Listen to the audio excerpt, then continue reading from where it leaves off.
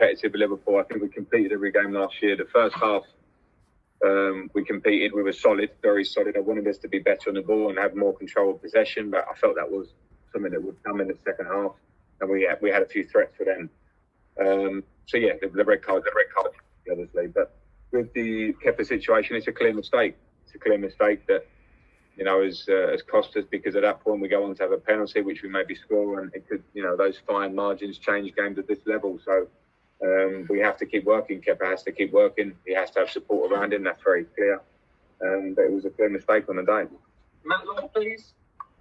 Frank, obviously with it being only the second game of the season and you've still got a lot of players to come in and a lot of sort of mixing of the squad to do, would it be unfair to make any judgments in terms of where Chelsea stand in comparison to Liverpool on the basis of that, would you say, or can you make any conclusions?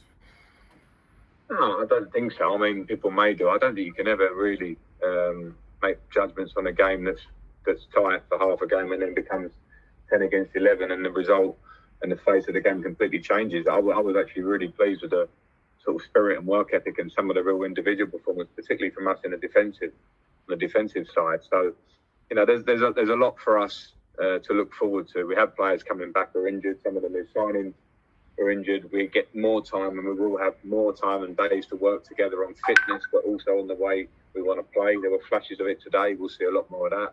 So it's not the time for judgment. It's game 2. We had 10 men against Liverpool.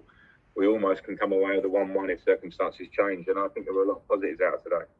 Nick Purewell, please. Hi, Frank. Obviously, it seems like Timo Werner's done everything but score in his 2 games so far. How would you assess his contribution so far? Are you pleased with his start? Yeah, I'm very pleased with his start. We brought him to the club for the attributes that we're seeing. We're seeing speed, we're seeing individual moments. We will see goals from him, we know that. And I thought as well with the second half and how difficult it would have been for him and Mason, but himself, and if he comes up with a moment that could get us back into the game, I'm delighted with him, and we'll see a lot more. And also his manner, his way, his desire to work for the team, his behaviour in the dressing room. I'm delighted with Timo. Okay, we do 2 more. Jeremy Langdon and then Desart and Sellers to finish. Hi, Frank. Can you just say anything about the reports in France suggesting a Mendy deal is done and he may be arriving this week, and also about the omission of Rudiger? Some people wondering about his future tonight as well. Can you say anything about that? Yeah, I mean, I don't have news on the Mendy one, so I'll stay away from that until anything's confirmed. You should never speak on other players. So that's that. On Rudiger, now we have 5 centre-halves at the club. So, I can't pick a squad that has 3 of them on the bench. So that's the way it is. I have to pick the squad via training and situations and their opponents, and that was the selection one today. Okay, last one is Arkin Seller.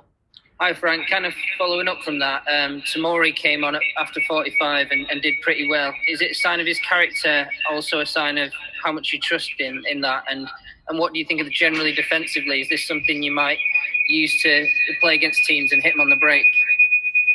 He did really well, Tomori, I have to say, and he hasn't played for a while, and he's striving for fitness like most of the squad, and I was delighted with him. So I'm really pleased, and I hope he feels the trust in him. He saw that last year. It started the pre-season last year as 5th centre-back in most people's minds and played 20-plus games for Chelsea. So I've got confidence in him, and he showed it.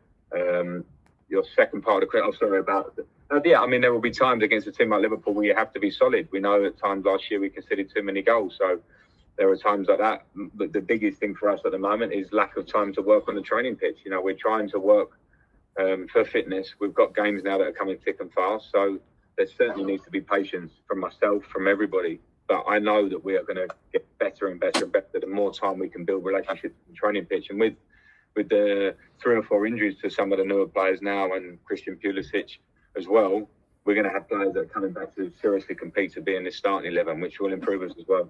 Last one was just going to go Moose because he couldn't hear. Sorry, I didn't hear your answer right at the beginning. I presumed that, Moose. Sorry, ask again, please. Yeah, I was just. You've already spoken about a red card in Kepa. Can I just ask though about? You've got a game coming up with Barnsley this week, which we've got live on TalkSport. Do you play him or do you leave him out after what's happened today? Because his confidence is going to be low, and he would have read the stories about you being linked with other goalkeepers.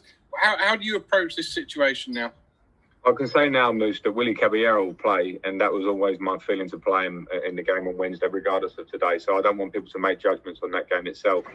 Listen, he's our player, and it's clear now there's 2 games where we feel today was a clear mistake. I think Brian was a mistake as well, and he's reflected on that in that way.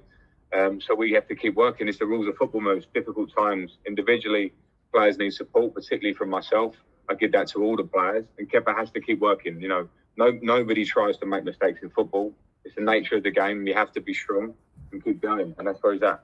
That's it. Thanks, guys. Thank you.